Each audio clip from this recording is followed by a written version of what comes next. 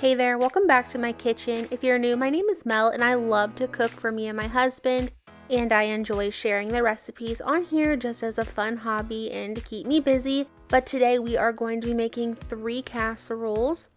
All 3 of them do have a little bit of prep on the stovetop, but still they're very easy to make and I hope you enjoy them. Let's go ahead and get started.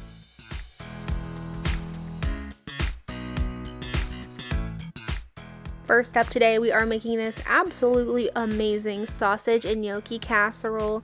We love this recipe, it's so good and also extremely easy. I started by preheating my oven to 375 degrees and then I got a pot of water started on the back burner of my stove.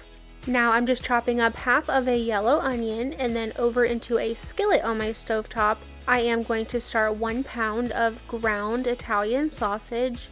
I'm also going to add that onion in there and let them cook together.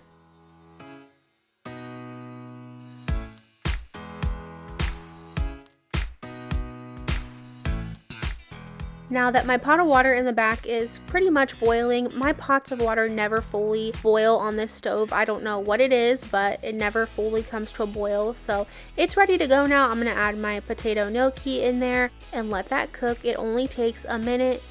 Once it's all floating to the top, you know it's good to go. I went ahead and drained that off and just set it aside for right now. And also at this point, my sausage is now done cooking, so I'm just removing that into a bowl.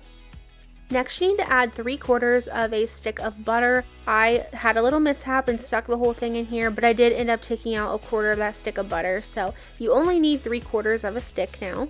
Once that has completely melted, you can add in your heavy cream. This is about 1 cup of heavy cream, and at this point I am also going to scrape the bottom and the sides and really deglaze my pan. Definitely make sure you take the time to do this because you're going to pick up a lot of that sausage flavor off the bottom of that pan.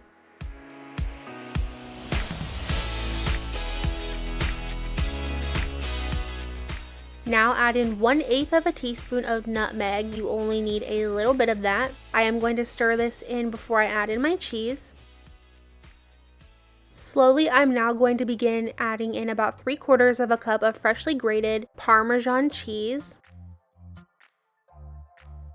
After getting that all mixed in, I did just let this simmer on a low heat for about 5 minutes, just to make sure everything was 100% melted down.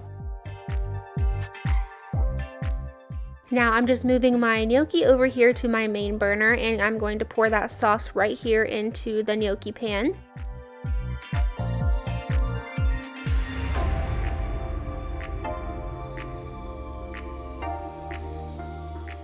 You will also want to add your sausage and onion in here as well and give that a really good mix to combine.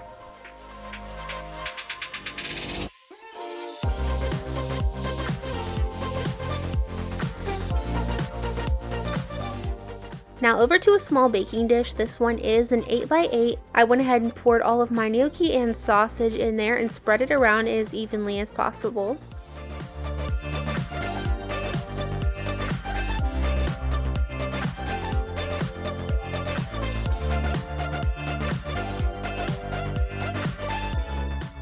Over the top, I did just add some fresh Parmesan cheese. Honestly, there is no right or wrong amount, just add as much as you want on there. And then I also added a pinch of parsley on there to let that cook down in the cheese in the oven. This baked in my oven for about 15 minutes and this will really help it to thicken up and also get that cheese on top nice and melty. I did just serve this with some broccoli and they paired wonderfully together. I was dipping the broccoli in the sauce, it was so good that way. Not only did we both really enjoy this recipe, but I think you will enjoy it too, so make sure you give this one a try.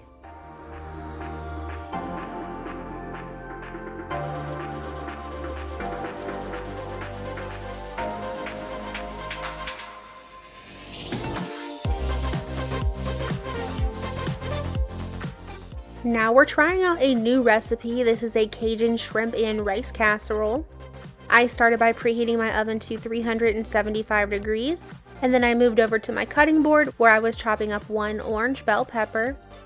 I also chopped up half of a yellow onion. Now over to a nice big pot on my stove, I'm adding about 2 tablespoons of olive oil. I'm going to let that heat up for just a minute, and then I'm going to add in my bell pepper and my onion in there. I'm also adding in 1 cup of chopped celery. Mine is frozen, that's why it looks a little funny. I like to buy it when it's on sale, and then I keep it in my freezer. While those were cooking, I also made 3 cups of white rice over here in this little pot, and I just have it kind of sitting over here ready to go. After about 10 minutes, this stuff was all tender, so I added in a tablespoon of minced garlic, and I let that cook in there for about another minute or so.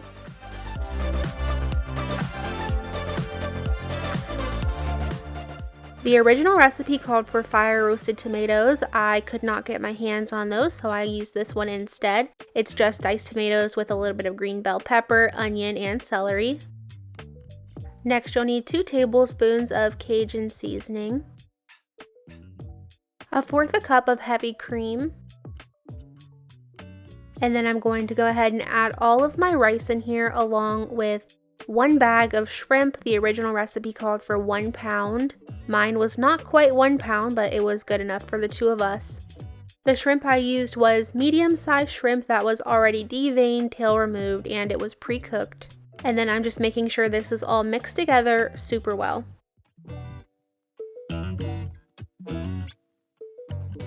Like I said, this was a new recipe to me, so I did taste it and decided that I wanted to add a couple extra things in here. I added a 1/2 cup of shredded mild cheddar cheese in there just to melt with everything. I also thought it needed a little bit more pepper, so I added just a little bit of pepper in there. I also wanted it to have a little bit more of a rich taste, so I added in the last of my tomato paste, which was probably about 1 teaspoon to 1.5 teaspoons.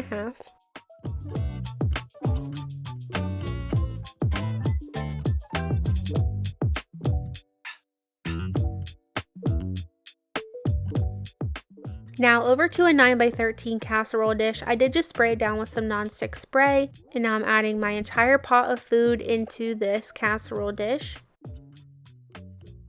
I just spread that out as evenly as I could and then added on some more of that cheese. This was probably about 3/4 cup to 1 cup of shredded mild cheddar cheese.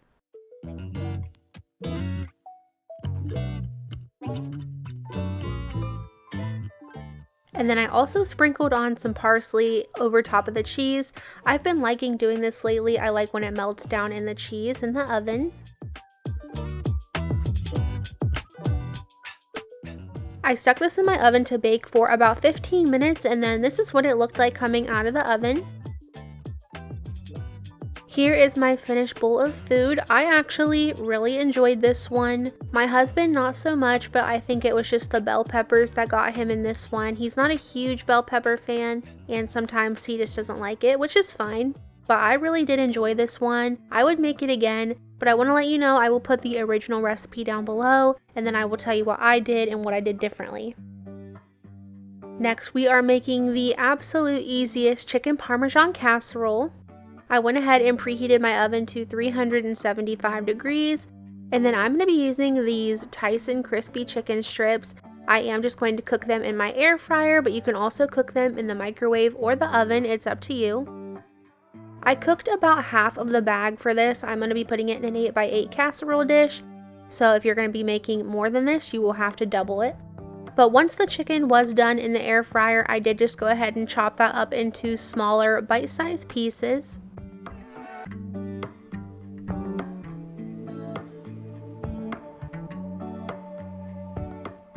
Now over to this pot of water on my stove, I'm going to be cooking up some noodles.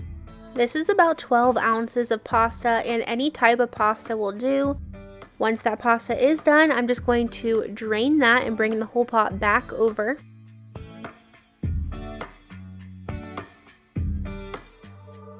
Now I'm just adding 1 jar of spaghetti sauce. Any sauce will do, just use your favorite one. I did add a little bit of water in there to make sure I got all the sauce out. And now I'm just going to give this a good mix before adding in anything else.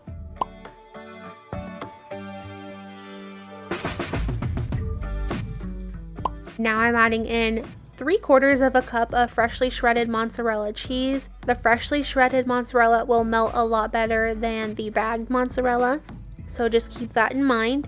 And then I'm also adding in about 1/2 cup of fresh Parmesan. Next, I'm adding in 1/4 teaspoon of garlic powder, 1/4 teaspoon of red pepper flakes, and then giving it a good stir.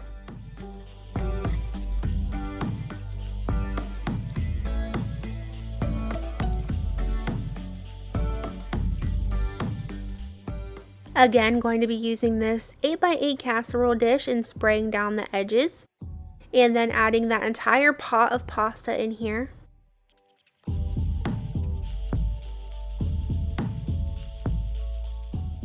Make sure that's all even in the dish before you start adding in your chicken, and then you can go ahead and add that chicken over the top.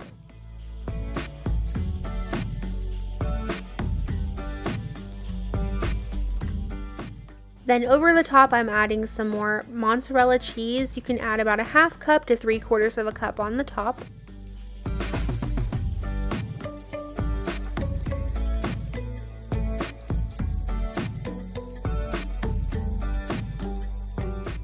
And then just like the other recipes, I decided to add some parsley on there as well. I stuck this in my oven for about 15 to 20 minutes to let that cheese and the pasta melt, and then to allow the top to get a little bit crispy.